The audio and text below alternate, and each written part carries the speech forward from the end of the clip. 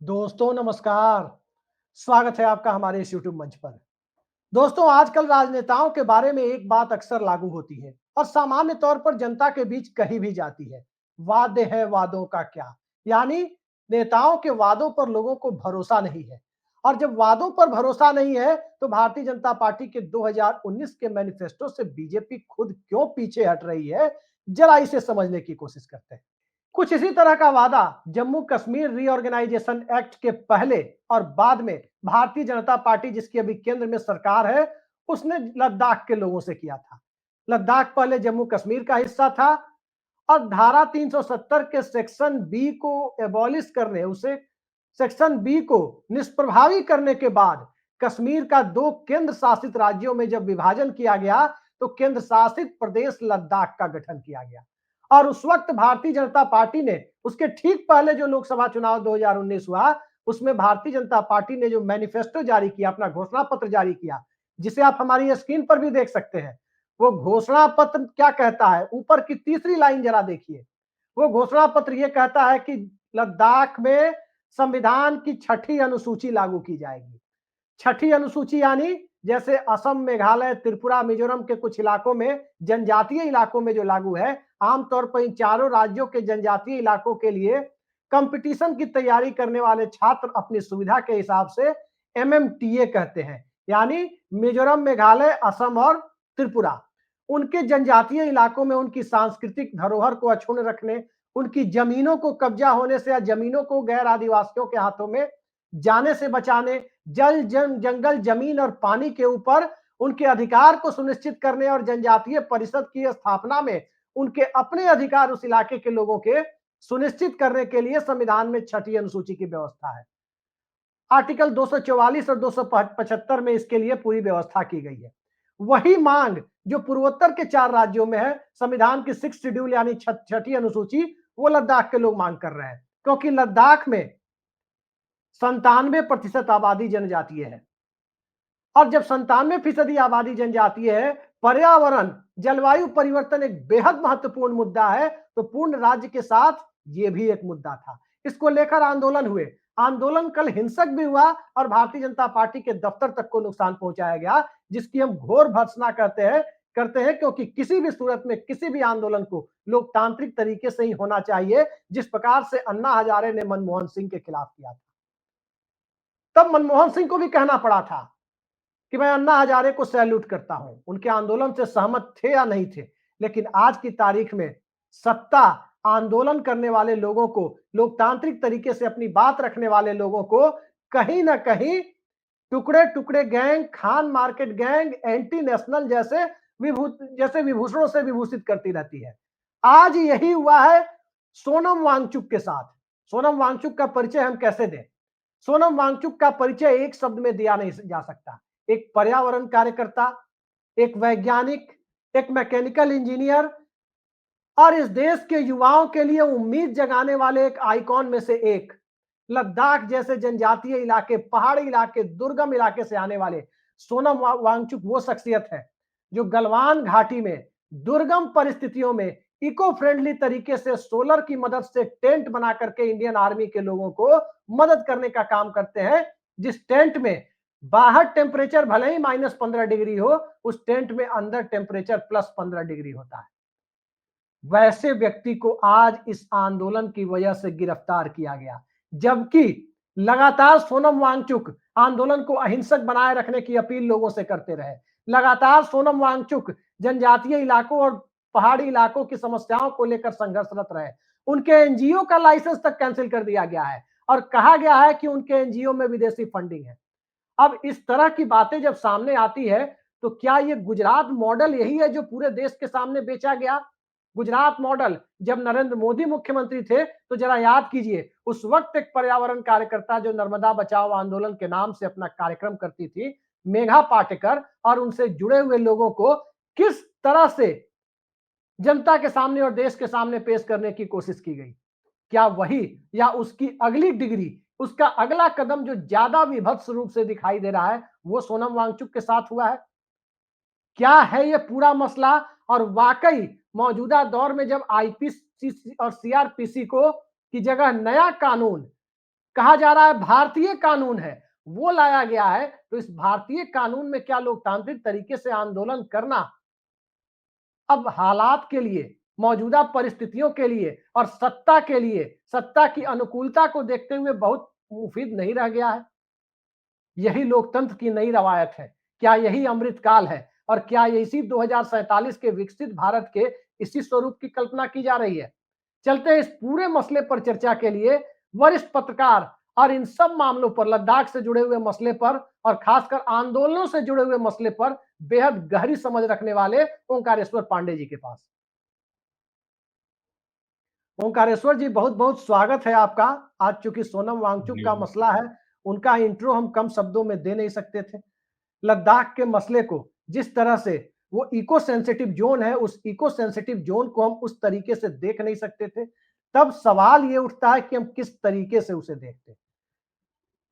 पहला सवाल मेरा आपसे यही है कि सोनम वांगचुक की गिरफ्तारी की खबर जब आपको मिली तो कैसा लगा?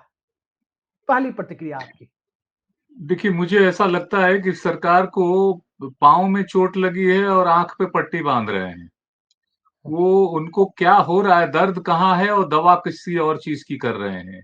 किसी एक सोनम वांगचुक को गिरफ्तार कर लेने से क्या होगा? इसकी खबरें जब देश भर में फैलेंगी और दुनिया भर में फैलेंगी, तो क्या दुनिया के लोग आपका सम्मान करेंगे? आपको कहेंगे वाह! बहुत बढ़िया किया, या इससे और वो भड़केगा? सवाल ये है कि सोनम वांगचुक की मांग क्या थी? वो मांग तो एक जिले के, एक लेह और कारगिल 2 ही जिले थे, अब आपने उसमें जी। 3-4 और जिले जोड़ दिए। तो फिर हम्म, भी वो लेह लद्दाख का टोटल इलाका है कितना? जम्मू कश्मीर का एक पार्ट था। आपने हम्म, उसको अलग क्यों किया? इस पे आप किसी से सवाल मशवरा करते नहीं हैं। आपने उसको अकेला छोड़ दिया, उस दर्द में वो परेशान है कि हमारे यहाँ लोग कब्जा कर रहे हैं, हमारे यहाँ रोजगार नहीं है, हमारे लैंड पर वो हो रहा है। तो आप कह रहे हैं कि नहीं-नहीं, इसका जो Himalayan institute of alternate learnings है, ये ठीक नहीं है, इसका लैंड कैंसिल करो, कैंसिल कर दिया। उसके एनजीओ का देश के 20,000 से ज्यादा एनजीओ का एफसीआरए तो आपने कैंसिल किया हुआ है। उससे हम्म, क्या होता है? दरअसल जो आप अपनी समस्याओं को नहीं देख रहे हैं कि किस वजह से ये हालात पैदा हो रहे हैं, और आप अपनी आंखों पे पट्टी बंधवा रहे हैं। गोदी मीडिया से कह रहे हैं मुझे आंखों पे पट्टी बांध दो, उधर गड्ढा है तो भी मैं जाऊंगा, मैं गिरूंगा तो भी तुम चला देना कि देखो ये भी मास्टर स्ट्रोक है, ये भी ये हम्म, जो है।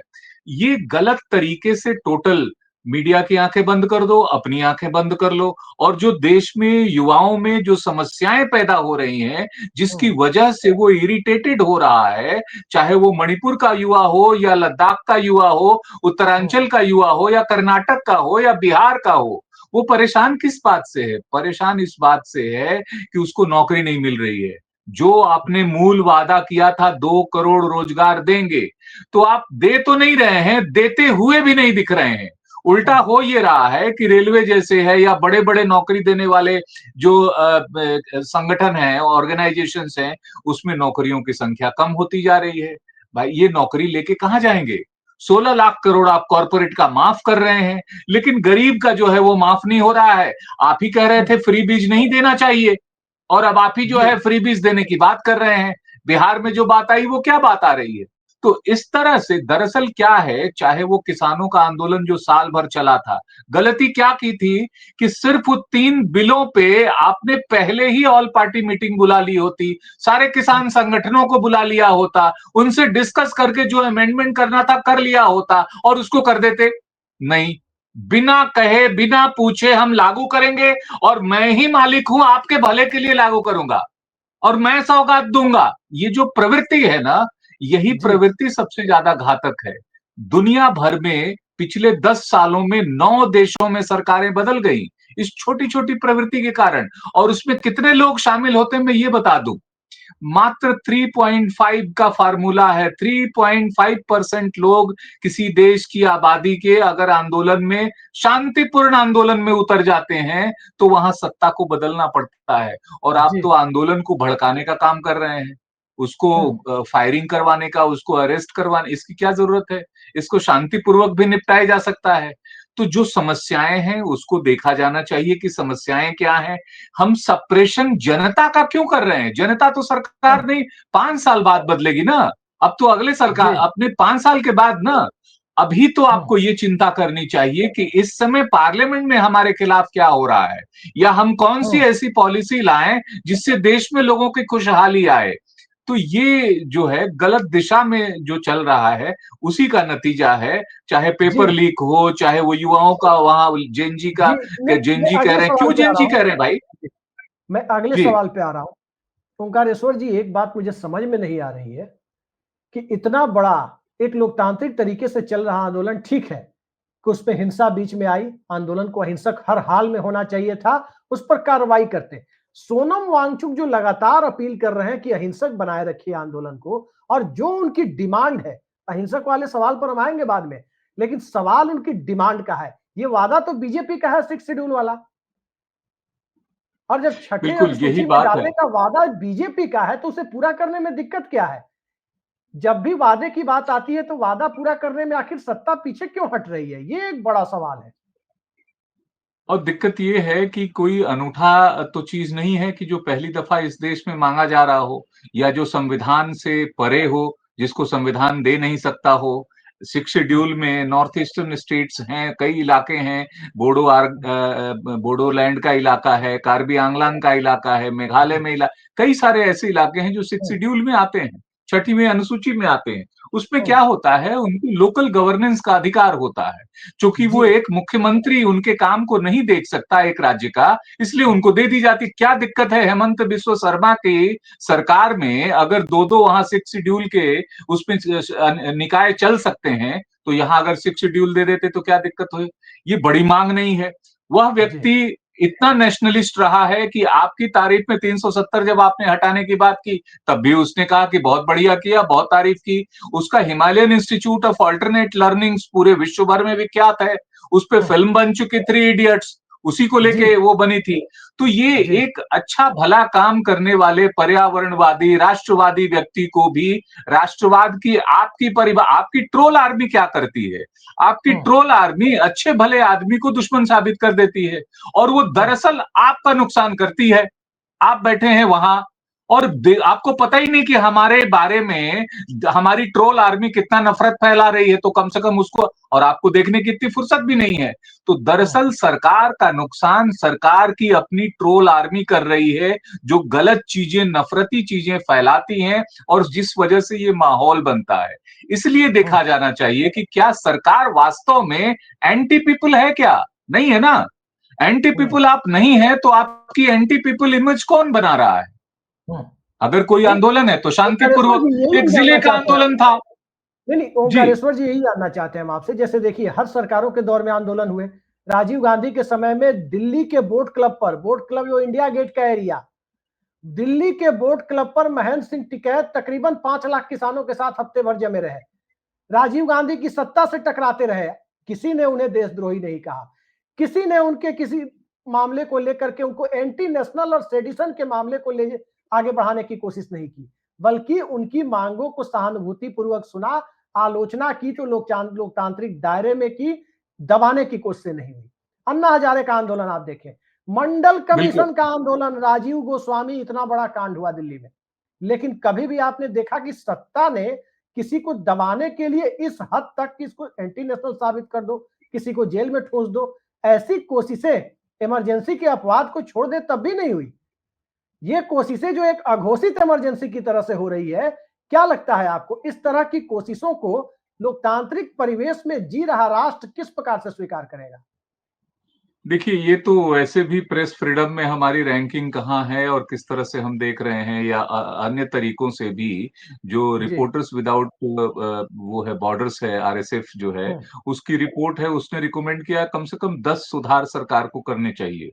उसमें डिजिटल डाटा प्रोटेक्शन के बारे में भी जो खामखा आम आदमी को परेशान करने वाली चीजें हैं।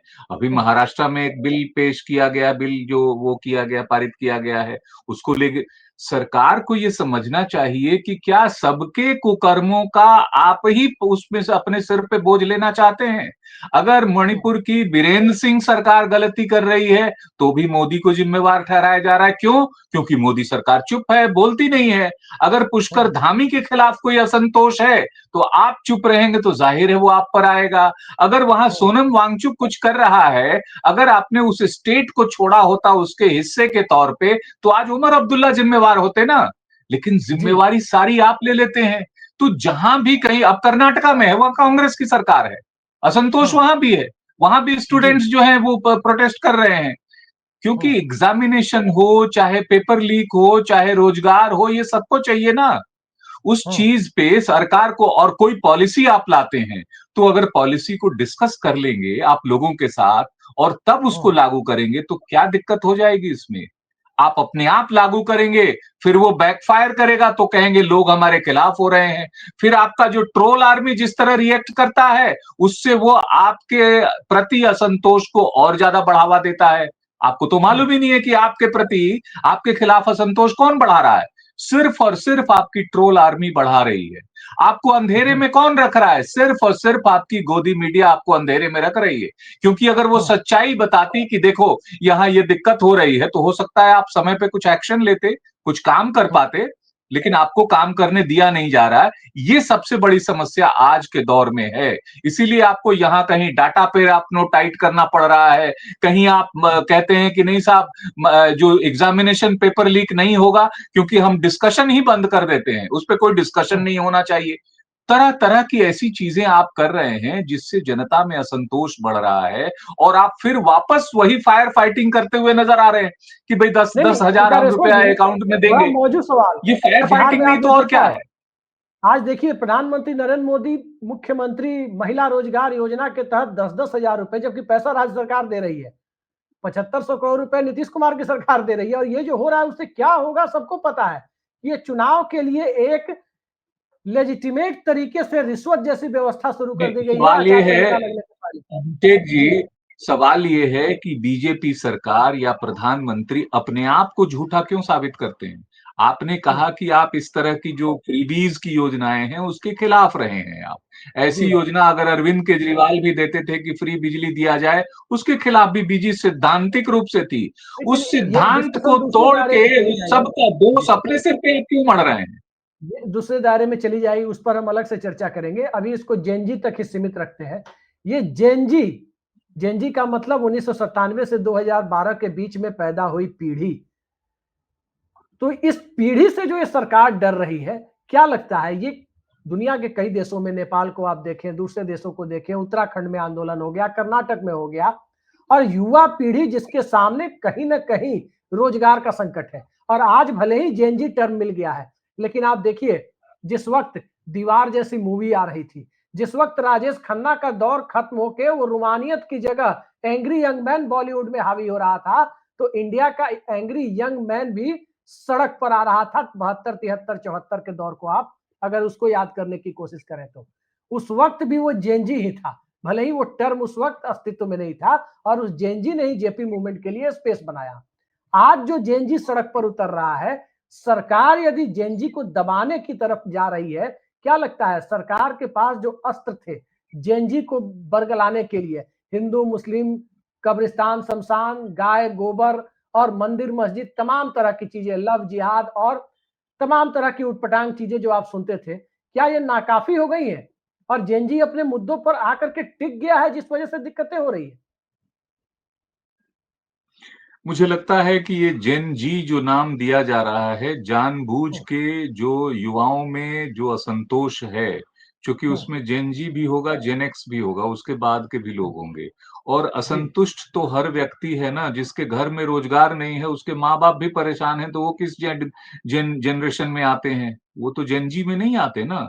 अगर जी। बेटा हमारा ग्रेजुएशन कर जाए, बीटेक कर जाए, कुछ और कर जाए, उसको जॉब नहीं मिल रही हो, तो वो परेशान नहीं, होगा, माँ सरकार बाप से सर, परेशान है। सरकार मैं से मैं संतुष्ट होना इस तो चीज हमारा को, फंडामेंटल राइट है।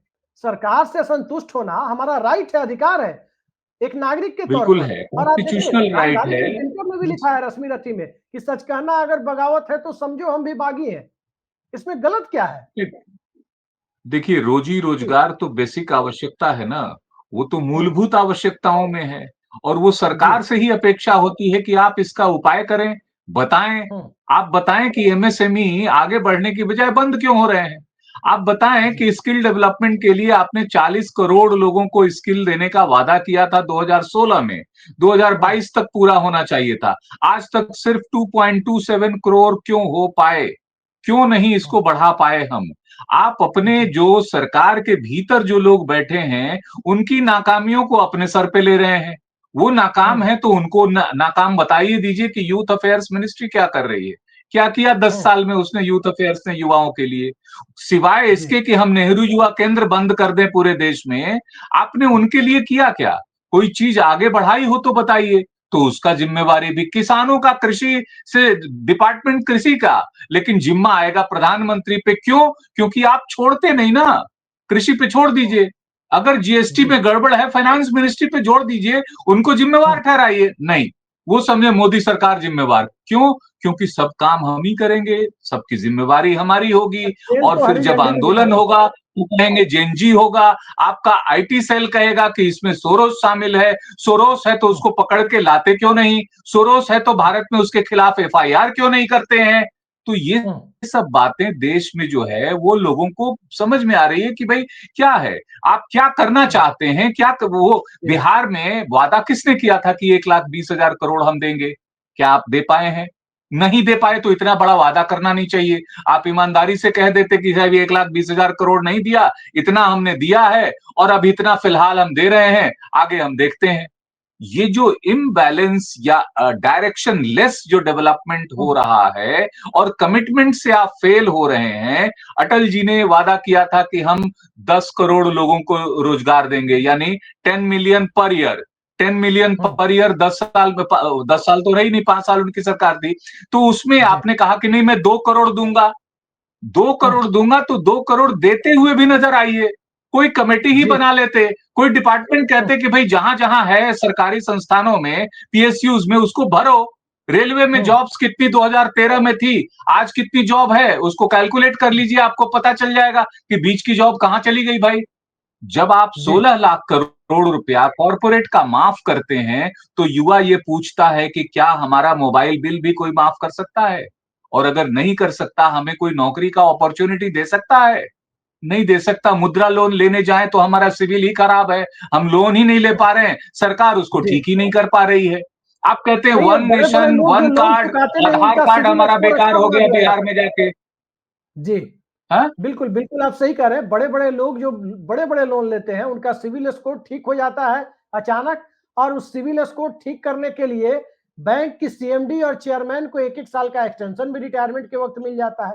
ये तो ये खैर सरकार की वन परिपाटी है। नेशन वन नेशन जी, वन कार्ड वाली सरकार जरा अपने हुँ, एमएसएमई डिपार्टमेंट से पूछे कि तुम आधार कार्ड भी मांगते हो, फिर पैन कार्ड भी क्या बात मांगते कर रहे हो, हैं सर फिर एमएसएमई पैन की? भी मांगते हो, एमएसएमई के मंत्री फिर कहते हो कि सर एमएसएमई में रजिस्ट्रेशन, आधार उद्यम में रजिस्ट्रेशन कराओ, फिर कहते हैं चैंपियन में रजिस्ट्रेशन कराओ। ये हुँ, 5-5 7-7 क्यों कराने पड़ते हैं भाई? उसको अपना काम करना है। आपको वो लेकिन सर टैक्स ही एक बात देगा अगर कुछ बताइए। कमाएगा तो, नहीं, नहीं, या आप 4 लोगों गलत को बोल रहे हैं रोजगार सर। ही दे देगा। सर आपने मैं मानता स्वयं हूँ। इतने बंधन क्रिएट किए हुए हैं कि लोग अपना स्वरोजगार भी नहीं कर पा रहे हैं ढंग से। उसकी ओर ओंकारेश्वर देखा जी, जाना चाहिए।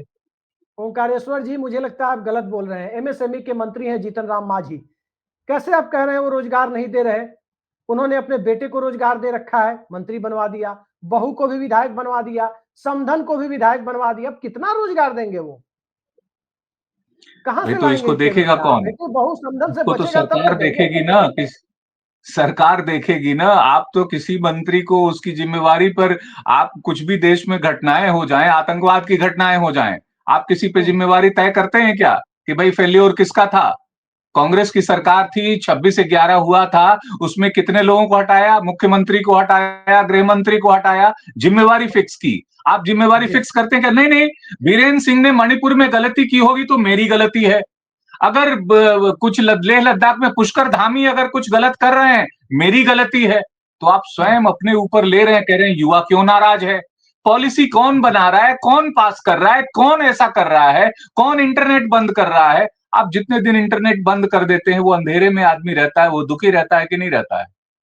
नहीं, आप बिल्कुल किसी का बिल्कुल। फोन लाइन काट दें या कुछ करें, तो इस तरह की जो दमनकारी जो चीजें होती है, मैं एक बात बताना चाहता हूं जो साइंटिफिकली प्रूवन है।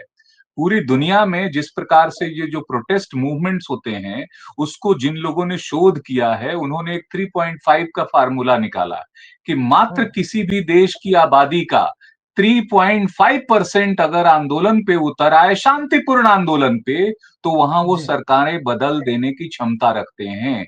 तो हम्म, 3.5% को भी हम तब बढ़ावा देते हैं जब उसके खिलाफ खामखा दमन करते हैं, क्योंकि दमन जी। आप एक व्यक्ति पे कर रहे होते हैं, उसका दंश करोड़ों लोगों के दिलों में जाता है। ये समझना हम्म, चाहिए सरकार को। जी। जी। आप समझने की बात तो कर रहे हैं, लेकिन ये बताइए सर, यूनियन टेरिटरी लद्दाख को बनाया गया, दिल्ली केंद्र शासित प्रदेश है, उसकी विधानसभा है। लद्दाख से छोटा राज्य है इन टर्म्स ऑफ एरिया, आप देखें तो गोवा, मिजोरम या फिर जो बाकी इलाके सिक्किम वगैरह के हैं, वो पूर्ण राज्य है, उनकी अपनी विधानसभा है, अपनी सरकार है, बहुत अच्छा काम कर रही है। पर कैपिटा इनकम सबसे ज्यादा सिक्किम और गोवा की है। अब सवाल यह है कि जब आपने लद्दाख को यूटी बनाया, उनको अपनी विधानसभा देने में या केंद्र शासित प्रदेश के तहत दिल्ली और जम्मू कश्मीर जैसी सरकार देने में भी, अर्ध स्वायत्ता वाली सरकार देने में भी उनको आपको दिक्कत क्या है? सरकार क्यों उससे पीछे हट रही है? खुद मुख्तारी भारत के लोकतंत्र की सबसे बड़ी खूबसूरती है। यूं कहें कि दुनिया के सबसे बड़े लोकतंत्र की खूबसूरती है। अमेरिका आज यूएसए, अगर यूनाइटेड स्टेट ऑफ अमेरिका का अस्तित्व टिका हुआ है, तो राज्यों की स्वायत्तता के बूते टिका हुआ है। आज फ्रांस का काउंटी सिस्टम आप देखिए, उनकी उनका अस्तित्व टिका हुआ है, उसी के बूते टिका हुआ है। हम अपने यहां क्यों इस तरह की व्यवस्था लागू कर रहे हैं कि राज्यों के अधिकार कम करो? भाजपा के मुख्यमंत्रियों को आप जानते हैं कि केंद्र शासित प्रदेश के मुख्यमंत्री से भी व्यावहारिक तौर पर कम अधिकार भाजपा के मुख्यमंत्रियों के मौजूदा दौर में, सेंट्रलाइज यानी केंद्रीकृत सिस्टम के दौर में है। जम्मू कश्मीर को अपनी विधानसभा चुनने देने का अधिकार देने में दिल्ली को क्या दिक्कत है? मोदी शाह को क्या दिक्कत है? दक्षिण पंथी सिस्टम जो इस देश पर हावी है, उसे क्या दिक्कत है? ये दिशाहीनता है। ये उनका भ्रम है कि जो वो करना चाहते हैं वही देश चाहता है, या वो जो हम्म, कर रहे हैं वही देश की भलाई में है, और जबरदस्ती असंतोष फैला रहे हैं। जब ये हम्म, सरकार आई थी तो इसने अच्छे दिनों की बात की थी, और अच्छे दिनों में हम्म, तमाम लोग थे। अगर आपको फुल मेजॉरिटी से सरकार दिया तो जाहिर है इस देश की जनता को आपसे उम्मीदें थी कि आप हम्म, पहले से बेहतर करेंगे। शुरुआती दौर में जब आपने ऑपरेशन करना शुरू किया, जैसे हम्म, डिमोनेटाइजेशन किया, लोगों को लाइनों में लगा दी, आपने खुद हम्म, कहा 4 महीने में नहीं होगा तो हमको चौराहे पे बुला लीजिएगा। अब आज इतने साल हो गए, बता दीजिए ना कि उसमें से देश को क्या फायदा हुआ? कौन-सा आतंकवाद रुक गया, कि जाली नोट रुक गए, कि क्या हुआ? आपने 500 बंद किया, माने 1000 को बंद करके 2000 का नोट जारी जारी कर दिया, फिर उसको भी बंद किया, फिर उसको बंद हम्म, नहीं भी किया, बंद भी हम्म, किया, बंद नहीं भी किया, जनता के लिए बंद है। जी, हम्म, सरकार के लिए बंद नहीं है 2000। अभी भी जी, ऑन रिकॉर्ड देखेंगे तो लीगल टेंडर साबित है। ये क्या कर रहे जी, हैं साहब? आप लोगों से पूछ लीजिए ना। ये हम्म, गवर्नेंस का जो तरीका है ना, कि मैं जो हम्म, तय करूंगा वही सबको मानना पड़ेगा और वही सच होगा। बाउंस हम्म, होगा तो हम कहेंगे ये देशद्रोही हैं, ये रामद्रोही हैं, ये फला हैं, ये लेफ्ट हैं, ये फला है, जो भी है। आप जी, नेहरू को गाली देते-देते आपने नेहरू को तो देश भर में पॉपुलर दोबारा कर दिया। ये जो यंग जी, जनरेशन है वो नेहरू को खोज-खोज के पढ़ रहा है कि भाई ये जी, नेहरू थे कौन? जिसके बारे हम्म, में इतनी चर्चा हमारे माननीय प्रधानमंत्री करते हैं। उसी तरह हाँ, आप जिन विषयों पे छेड़ते हैं, उस विषय पे वो पूरा पढ़ जाता है। जब पढ़ जाता है तो हम्म, उसको सच्चाई नज़र आती है कि यार ये तो कुछ बात और है, और बात कुछ और बताई जा रही है। ये जी, दिक्कत है। आपको सहज सरल तरीके से एक बार सरकार चुन ली जाए तो अगले 5 साल के लिए चलती है। आप हम्म, महत्वपूर्ण मुद्दों पे आम राय, आम सहमति बनाएं। मैं एक पूर्व विदेश सचिव महोदय को सुन रहा था, ट्विटर पे लोग हम्म, बड़ा ट्वीट ट्वीट करते रहते हैं। कहते साहब जी, देश के सबको पक्ष में आना चाहिए। अरे भाई ऑपरेशन सिंदूर हुआ तो समूचा देश, सारा मीडिया, सारा विपक्ष जी, आपके साथ खड़ा हुआ ना। आपने कहा ऑल हम्म, पार्टी डेलीगेशन भेजेंगे, गया ना उसमें, कांग्रेस के हम्म, भी लोग गए, लेफ्ट के भी लोग गए, तृणमूल जी, के भी गए, सभी गए ना, तो आपके साथ हम्म, खड़े हो जाते हैं। आज अमेरिका टैरिफ लगा रहा है तो कह रहे देश को खड़ा होना। देश तो हमेशा आपके साथ खड़ा है, आप देश के साथ कब खड़े होंगे? आप देश को कब कॉन्फिडेंस में लेंगे बड़े बड़े फैसलों से पहले? आप जो टाइटेनिक टेक्टोनिक शिफ्ट करते हैं पूरी पॉलिसी में, उस पॉलिसी को बदलने से पहले कि 2 महीने पहले पाकिस्तान, चाइना हमारे दुश्मन थे। अब हम उससे क्रिकेट खेलें कि दुश्मनी करें, आप ये बता दीजिए। जी। तय कर लीजिए कि भाई आप हाँ, जनता उससे दुश्मनी पाले, कहे कि मेरा दुश्मन है कि क्रिकेट खेलूं। अब चाइना को मैं दुश्मन मानूं कि दोस्त मानूं, क्योंकि आप तो वहां जाके और फिर नॉर्मलाइज कर रहे रिलेशन। अगर ये ठीक है तो स्वीकार कीजिए, फिर ये मत जी। कहिए कि छोटी छोटी आंख वाला है। फिर कहिए कि नहीं तो साहब, ये तो उसकी बड़ा छोटी आंख अजीब हो या लगता है बड़ी सर, आंख हो, हमारे। बड़ा विषयांतर हो जाएगा, तो लेकिन जो ये बड़ा आपके अजीब स्क्रिप्ट लगता है। लिख रहे हैं वो गलत लोग हैं, जो आपको गलत स्क्रिप्ट लिख के देते हैं। जो आपके सलाहकार मंडल में जो लोग बैठे हैं उनसे पूछिए कि मेरे को क्या सलाह दे रहे हो कि दुनिया से इतना रिलेशन क्यों खराब हो रहे हैं।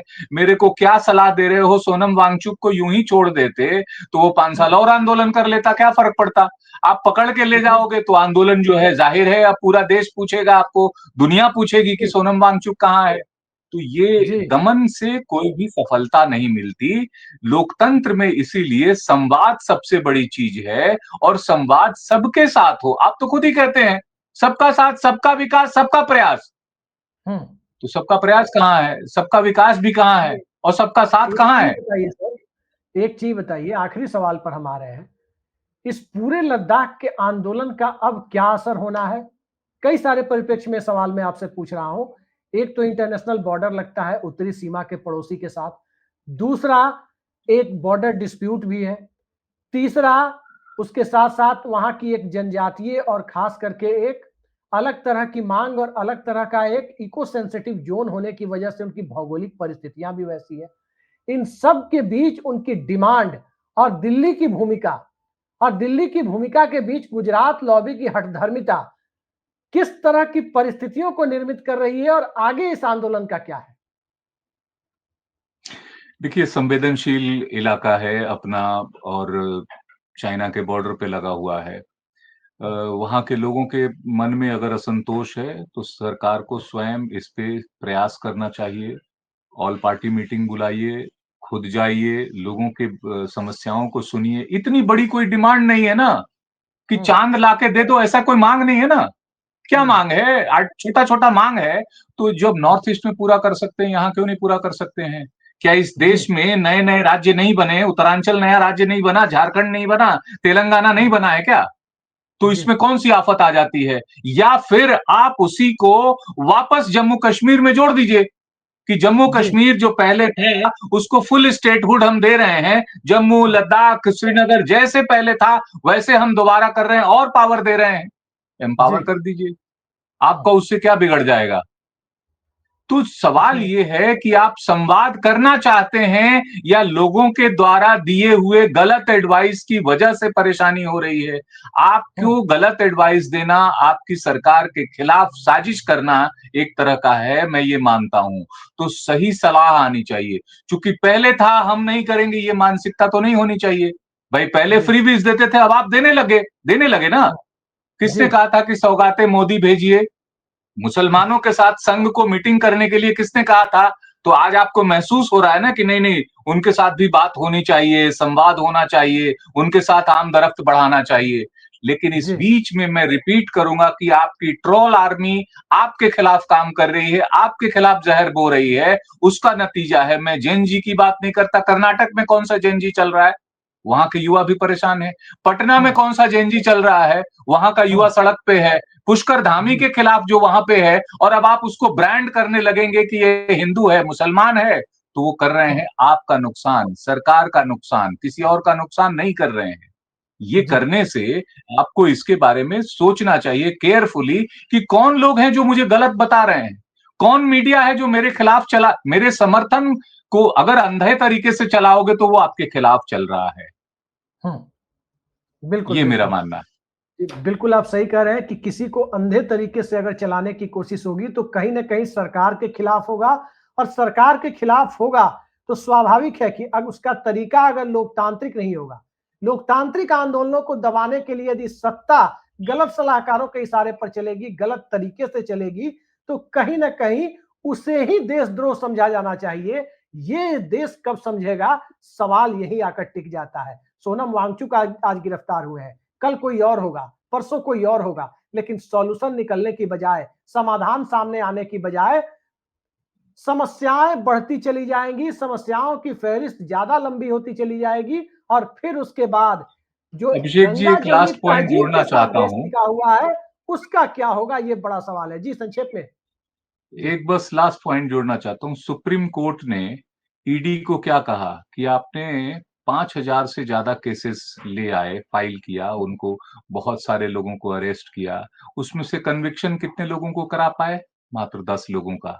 और हम्म जब सुप्रीम कोर्ट को कहना पड़ता है कि आप ठगों जैसा व्यवहार न करिए, तो आप हम्म जानते हैं आपने कितने मुख्यमंत्रियों को जेल में डाला?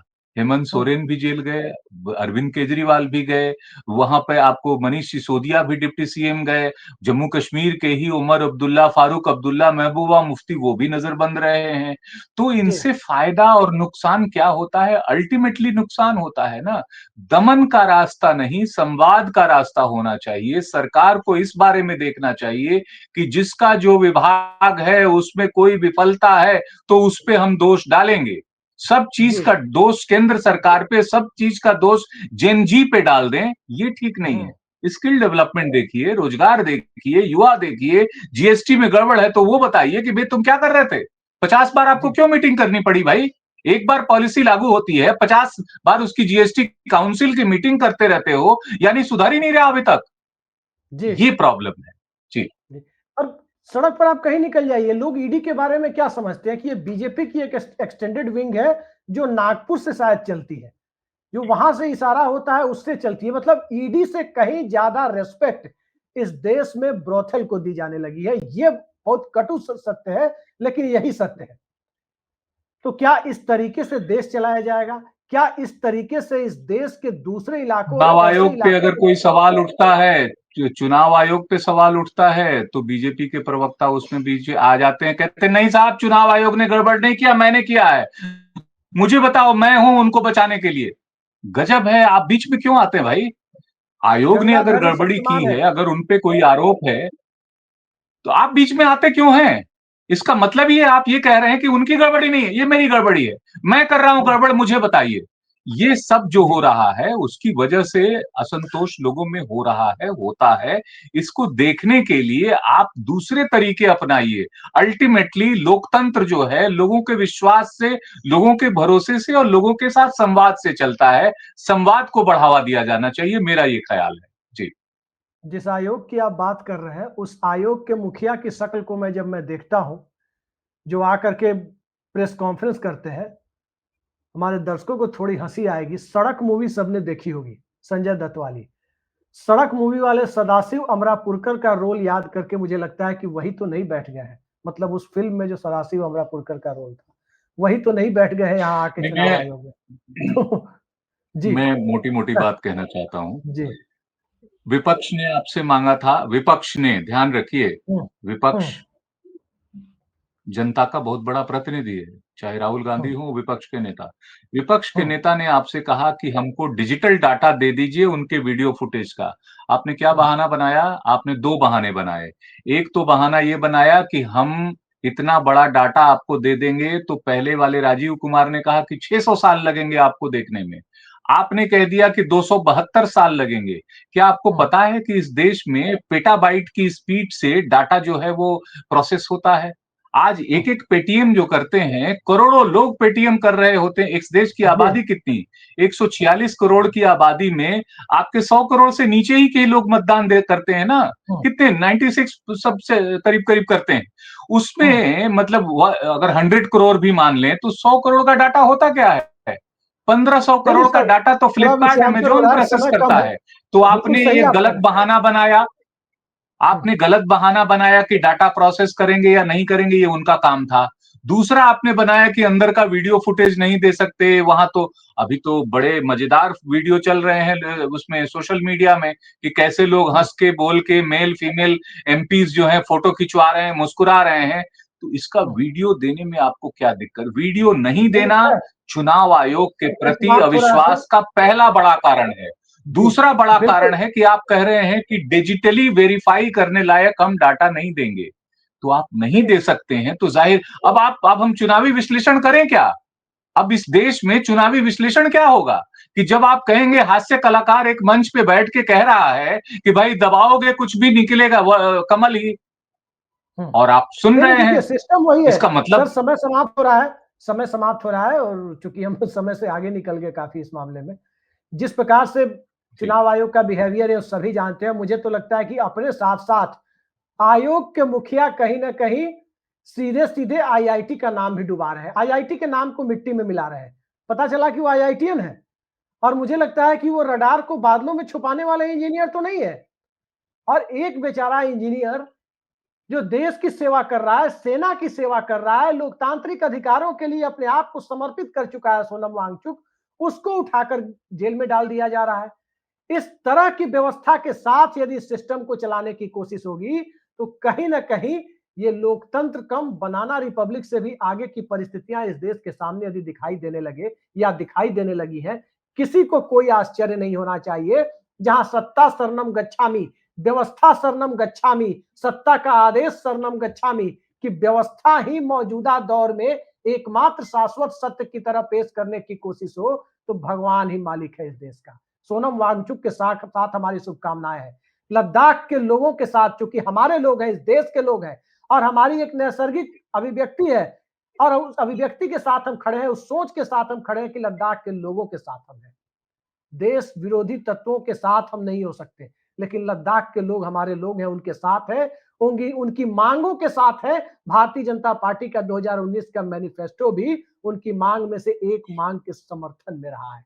तो देखते हैं आगे क्या होता है। उम्मीद है जल्द से जल्द न्यायालय से ही सोनम वांगचुक को कोई रास्ता मिल पाएगा, उन्हें राहत मिल पाएगी। आज की इस बेहद सार्थक चर्चा में जुड़ने के लिए ओंकारेश्वर पांडे जी आपने समय निकाला, बहुत बहुत धन्यवाद आपका। नमस्कार।